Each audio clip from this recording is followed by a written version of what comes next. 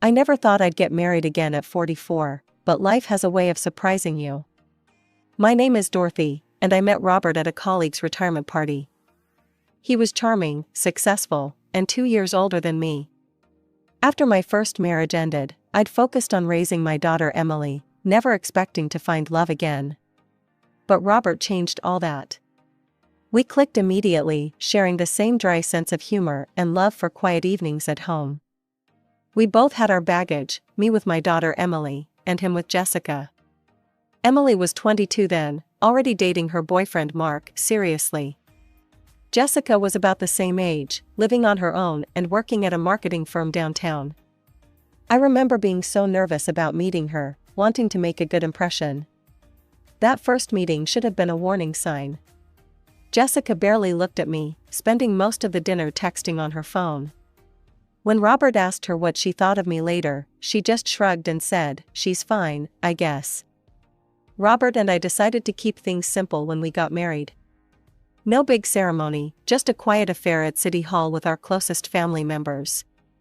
We celebrated at a small restaurant afterward, nothing fancy, but it felt perfect to me. Emily was there, beaming with happiness for me. Jessica showed up late and left early, claiming she had work commitments. Living together in Robert's apartment took some adjustment. Emily visited often for dinner, and she and Robert got along great. He'd help her with career advice, and they'd joke around like they'd known each other forever. But Jessica, that was a different story. "Hi Jessica, how's work going?" I'd ask when she'd come over. "Fine," she'd reply, not even looking up from her phone. "I made your favorite pasta, the one your dad mentioned." Not hungry. Every conversation was like pulling teeth. I tried everything, asking about her job, her hobbies, her friends. Nothing worked. She'd answer in monosyllables if she bothered to answer at all. One evening, I was heading to the kitchen when I overheard Jessica talking to Robert in his study.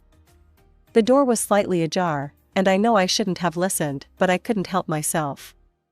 "Dad, I just don't get what you see in her," Jessica was saying, her voice dripping with disdain. "She's so basic. Nothing like Mom. Have you seen how she dresses? Total simpleton." I waited for Robert to defend me. He just sighed and said, "Honey, give her a chance. She makes me happy." I walked away quietly, my heart heavy.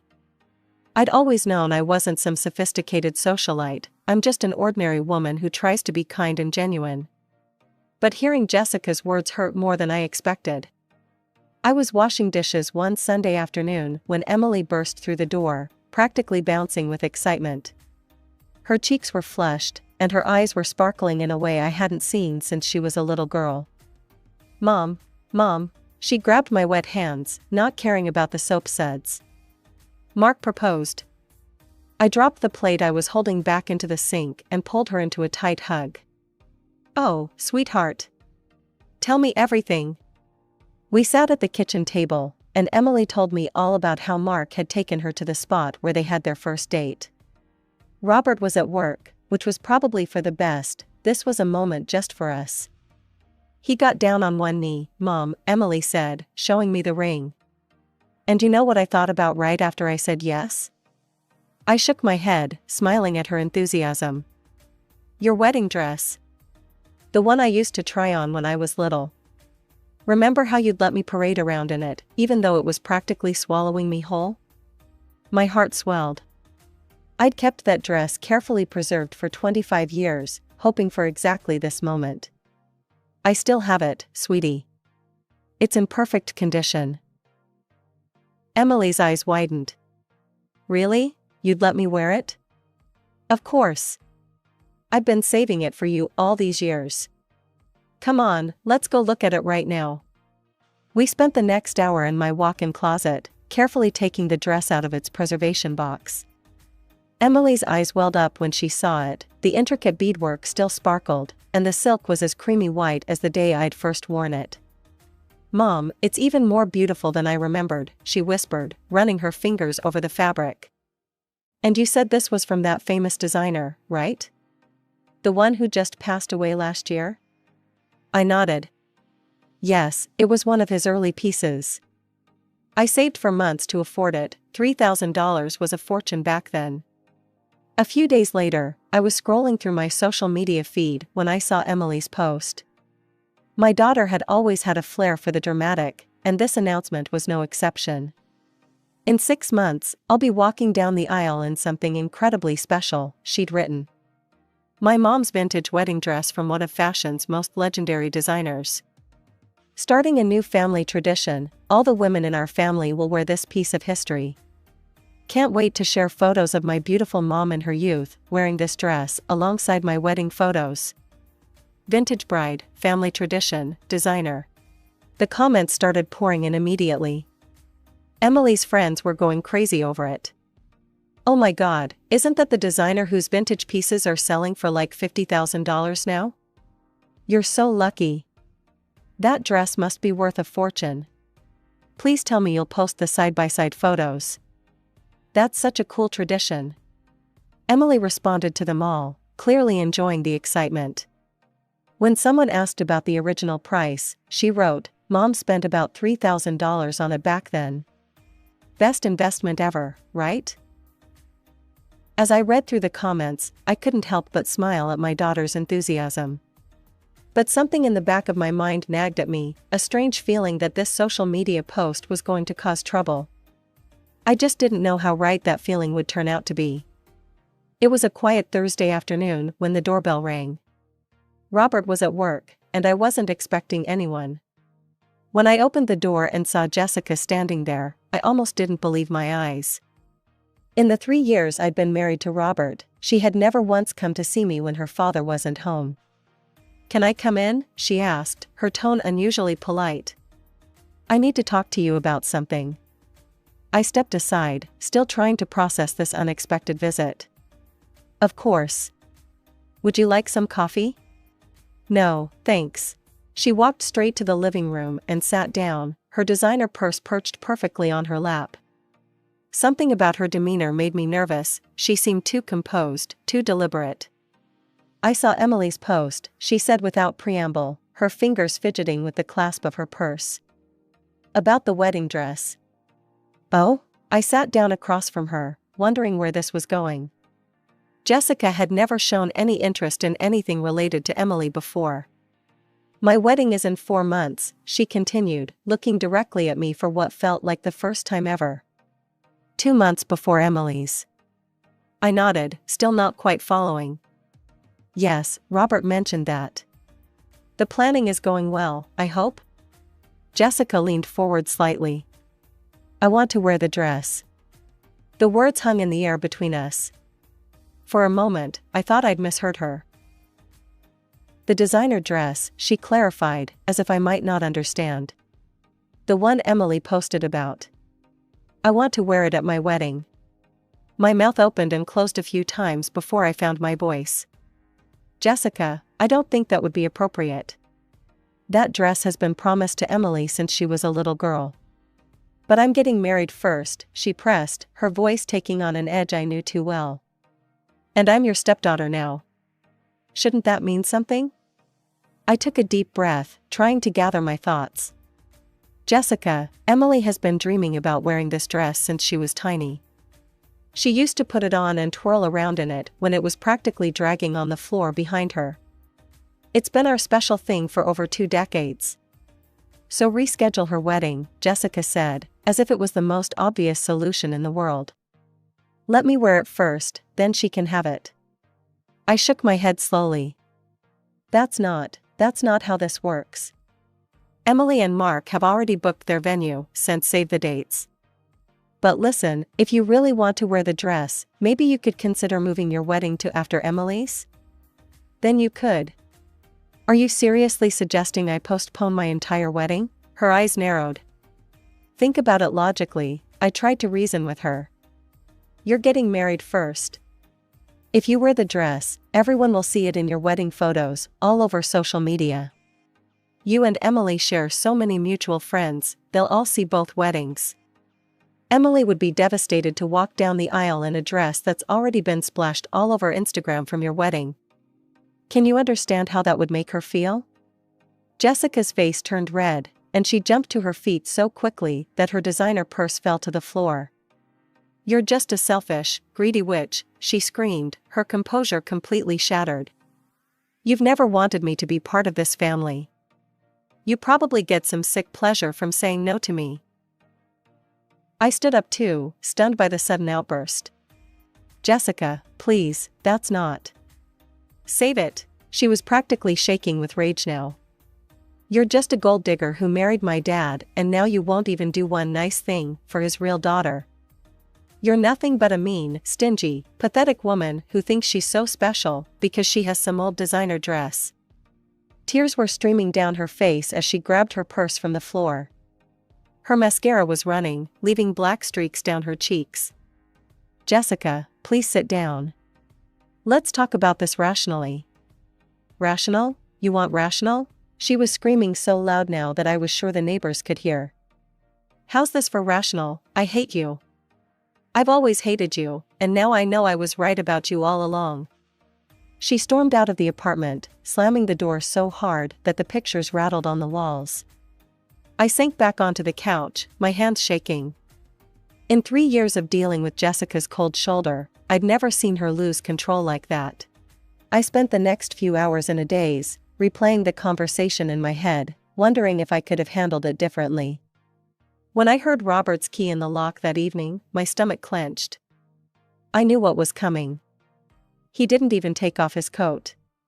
"What the hell did you do to my daughter?" "Robert, please let me explain."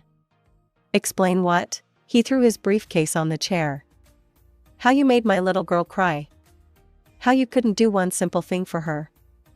I took a deep breath. "It's not simple, and you know it.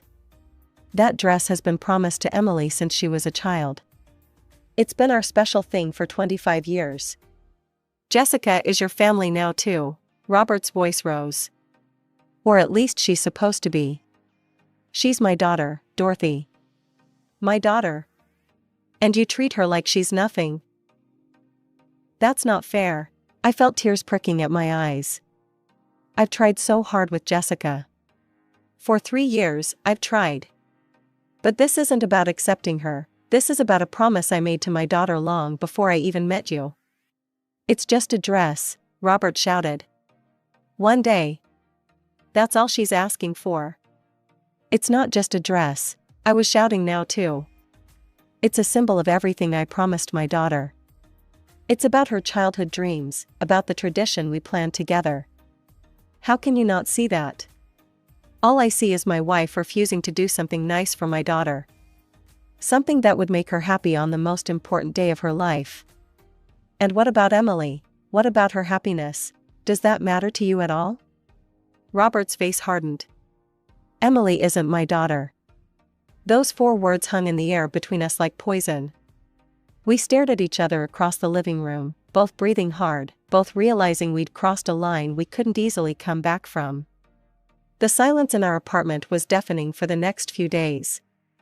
Robert slept in the guest room, and we performed an awkward dance of avoiding each other, taking turns in the kitchen, waiting until the other person left a room before entering. The weight of unspoken words hung heavy between us.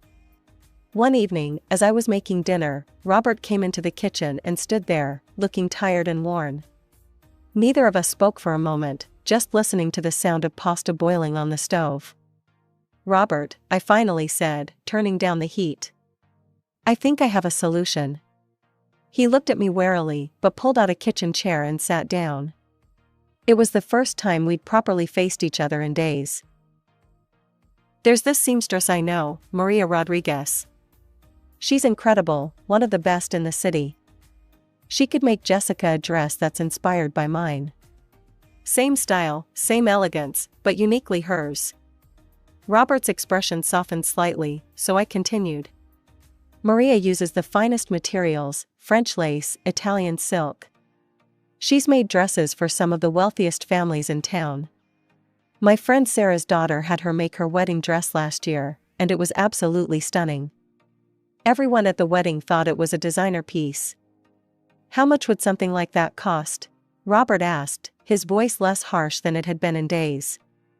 "Don't worry about that," I said quickly. I want to pay for it.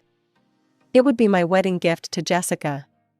I really want to make this right, Robert. I want to show Jessica that I care about her happiness too. I could see hope flickering in Robert's eyes. He reached for his phone. Let me call her right now. This could work. This could really work. I held my breath as he dialed Jessica's number and put it on speaker. She answered on the third ring. Dad? Honey, listen.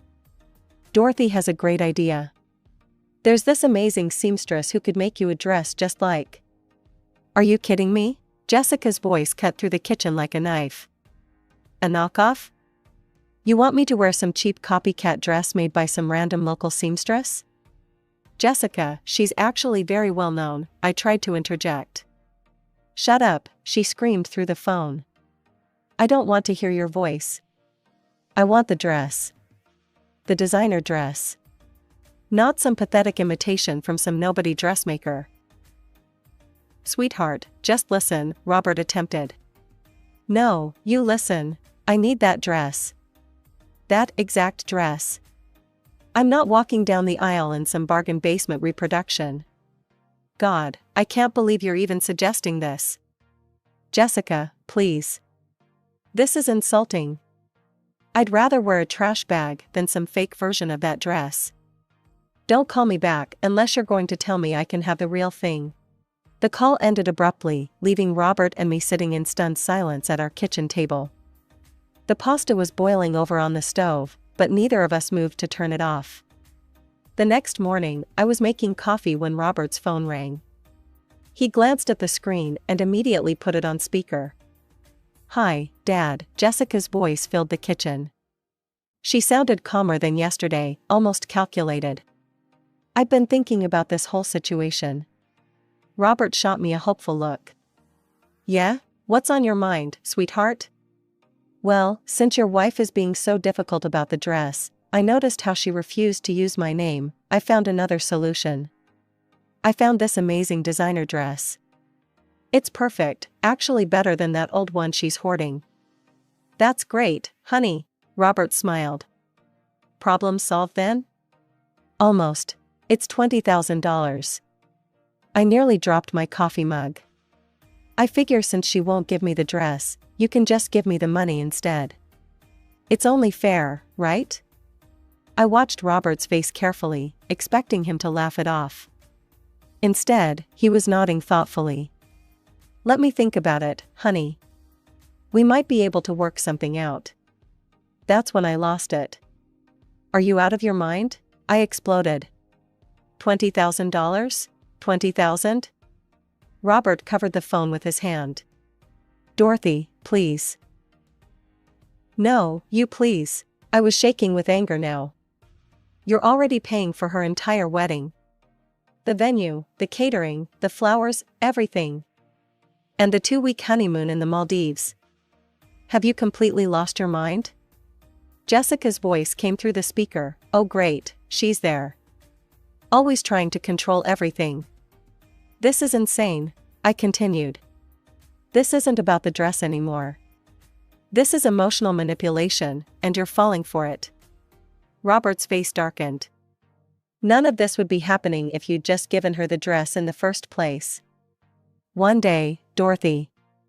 That's all she wanted, one damn day. Oh, so this is my fault? Your daughter throws a tantrum and demands $20,000, but somehow I'm the unreasonable one? Yes, it is your fault. He was shouting now too. You're the one who started all of this. You're the one who couldn't make one small sacrifice for my daughter's happiness. Small sacrifice? You want me to betray a promise I made to my daughter 25 years ago, and you call that a small sacrifice? Dad, Jessica's voice cut in, are you going to let her talk to you like this? Something snapped inside me.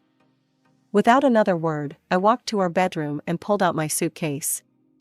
Robert followed me. What are you doing? What does it look like? I started throwing clothes into the suitcase. I'm leaving. I'm going back to my old apartment. You're being ridiculous. No, what's ridiculous is that you can't see what's happening here. What's ridiculous is that you're willing to throw away our marriage over a spoiled tantrum and $20,000. Dorothy, stop. But I was already zipping up the suitcase. I grabbed my purse, my keys, and walked to the door. The last thing I heard as I left was Jessica's voice from the phone. Dad? Are you still there?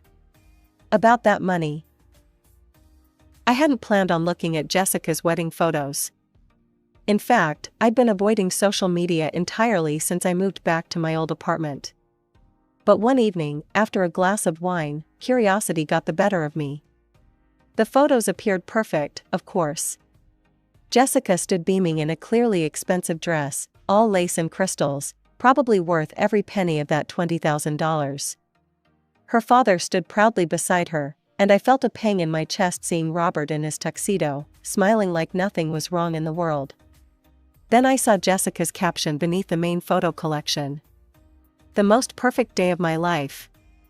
My heart is so full knowing that everyone who truly loves me was there to share this magical moment. No drama, no negativity, just pure joy and love. So grateful that nobody who wanted to spoil this special day was present. Perfect wedding, true love, family first. My fingers tightened around my wine glass as I read it. The dig was obvious, subtle enough to seem innocent to outsiders, but clear as day to me. What hurt more than her words, though, was seeing Robert's like on the post. He knew exactly what she meant, and he'd endorsed it. 2 months crawled by. I threw myself into helping Emily with her wedding preparations, grateful for the distraction. She'd sent Robert an invitation, complete with a handwritten note telling him how much his presence would mean to her. He never responded. The morning of Emily's wedding dawned bright and clear. As I helped her into my dress, our dress, I couldn't hold back my tears. Mom, don't cry. Emily laughed, though her eyes were wet too. You'll ruin your makeup. Happy tears, baby, I assured her, adjusting the vintage lace around her shoulders. Just happy tears. The dress fit her perfectly, as if it had been made for this moment. The same dress I'd worn 25 years ago, the one she'd played dress-up in as a little girl. Seeing her in it now, radiant and grown up, made every bit of drama worth it. I can't believe I'm finally wearing it for real, she whispered, turning to look in the mirror. It's even more beautiful than I remembered. The ceremony was everything we'd dreamed it would be. Emily practically floated down the aisle, the vintage silk rustling softly with each step. Mark's face when he saw her, that look of pure love and awe, made my heart soar.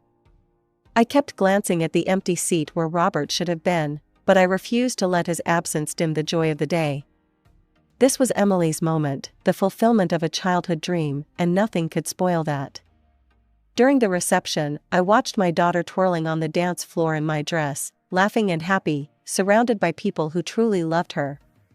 No snide comments, no hidden agendas, no drama, just pure, uncomplicated joy. It's been 4 months since Emily's wedding. The seasons have changed, leaves have fallen, and my old apartment feels both familiar and strange. Sometimes I wake up reaching for Robert's side of the bed, only to remember he isn't there. Hasn't been there for months now. Last week, I finally packed away my own wedding photos, the ones from that simple ceremony at City Hall with Robert. They'd been sitting in a drawer since I moved back here, like a question I wasn't ready to answer. As I tucked them into a box, I found myself wondering if he ever thinks about that day, about how happy we were before a wedding dress of all things tore us apart. Emily visits often. She and Mark are settling into married life beautifully, and seeing her happiness helps confirm that I made the right choice. Yesterday, over coffee, she asked if I regretted not giving Jessica the dress. No, I told her honestly. Some promises need to be kept, no matter the cost. She squeezed my hand and said, "I'm sorry it cost you your marriage, Mom." But did it? Was it really the dress that ended things, or did it just expose cracks that were already there? Robert and I haven't spoken since Emily's wedding. No calls, no texts, not even through lawyers. Just silence. He hasn't made a single attempt to reach out, to try to understand my side of things, to find a way forward together.